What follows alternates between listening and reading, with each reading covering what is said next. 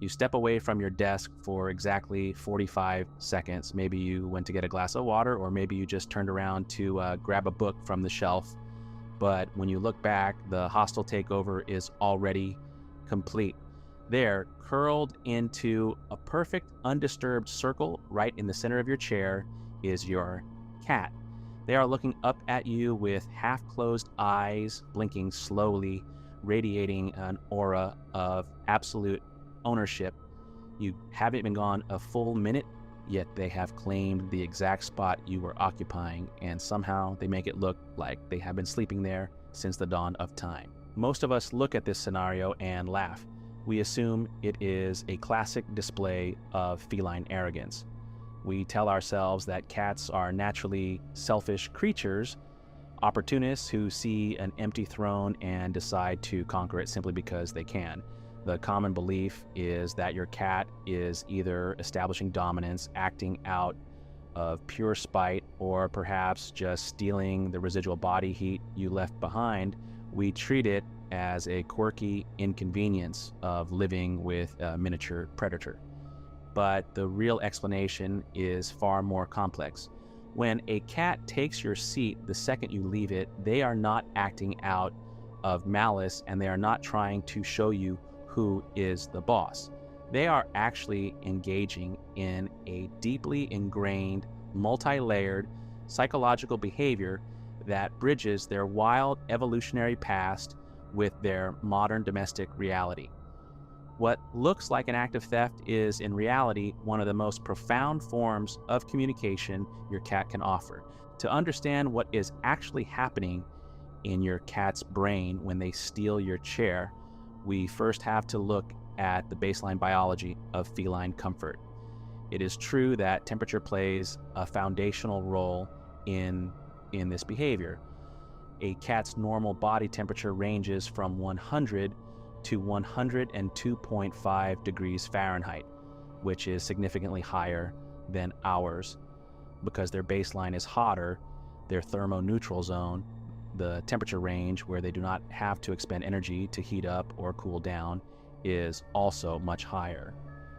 While humans are comfortable sitting in a room that is 70 degrees, a cat actually prefers an environment closer to 85 or 90 degrees. So when you sit in a chair for an hour, you are essentially functioning as a highly efficient living space heater. You are pre-warming the cushion, bringing it up to a temperature that perfectly matches their biological needs. From an evolutionary standpoint, conserving energy is a matter of survival.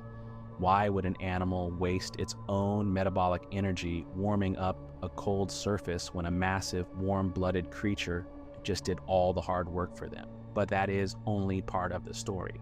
If this behavior were driven purely by a desire for heat, your cat would simply sleep on a radiator, a sunny windowsill, or a heated blanket.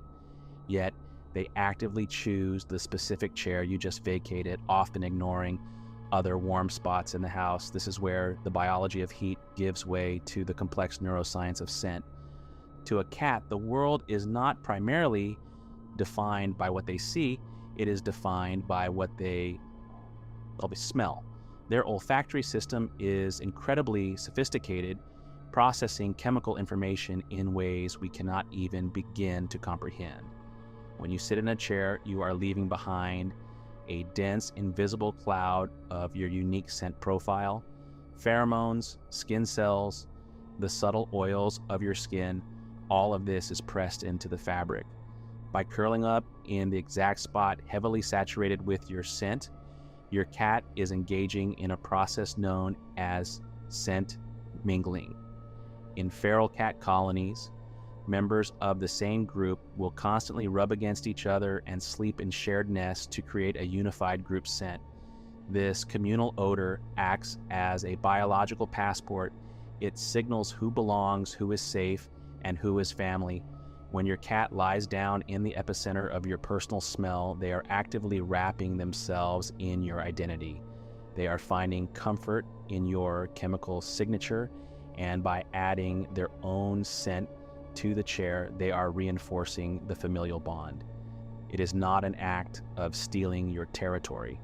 It is an act of merging their existence with yours. And this goes deeper than that. We have to consider how cats evaluate risk. Despite being predators, domestic cats are relatively small animals. In the wild, they are both hunters and hunted. Because of this, their brains are hardwired to be in a constant state of hypervigilance. They are always analyzing their environment for potential threats.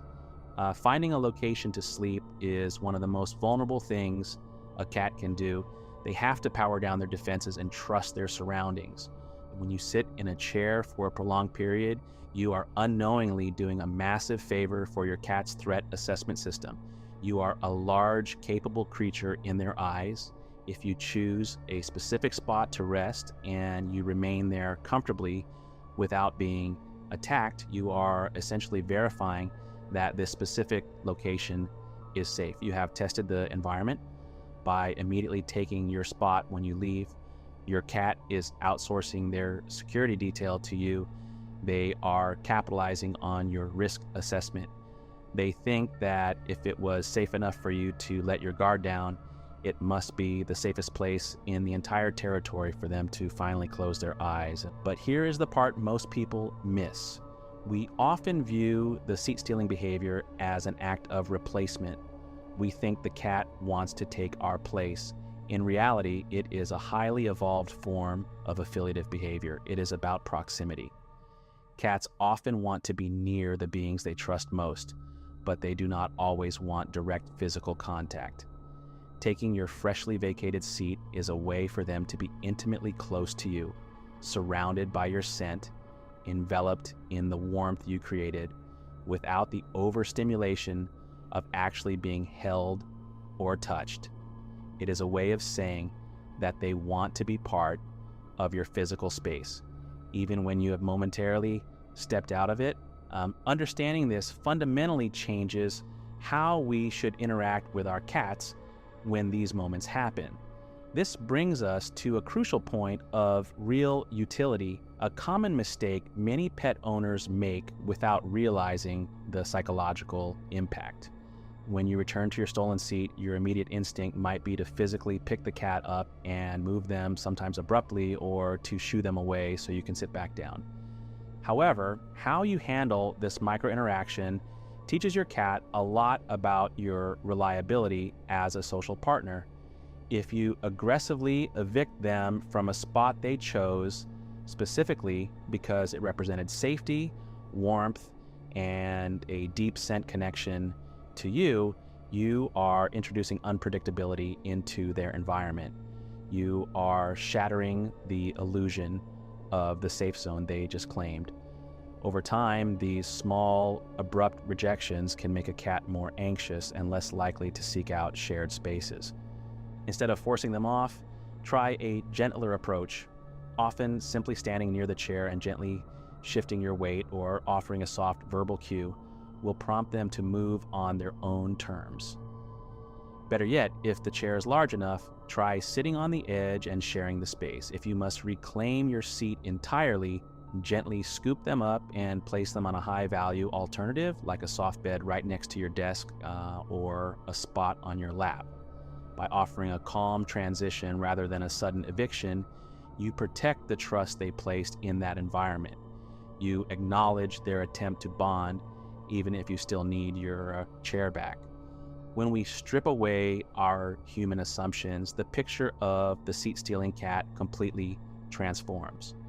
It is not a story of a miniature tyrant asserting dominance over your living room furniture. It is a story of a highly sensitive creature navigating a complex world of temperature, scent, and survival instincts. The next time you get up for a glass of water and return to find your cat curled into a perfect circle in your spot, try to look at them differently. They're not plotting against you. They are seeking out the residual comfort of your presence. They are reading the chemical story you left behind on the fabric. They are trusting your judgment of safety, and they are choosing to merge their invisible territory with yours. In their own quiet, mysterious language, taking your seat is one of the highest compliments they can pay you. It is a declaration that where you have been is the safest, warmest, and most comforting place they could possibly be. If this changes the way you look at your cat's daily habits, let me know in the comments below how your cat claims your space. Don't forget to subscribe so we can keep decoding the hidden language of the animals we share our lives with. And if you are curious to understand even more about what your cat is secretly trying to tell you, make sure to pass by the feline psychology playlist on the channel next. See you there.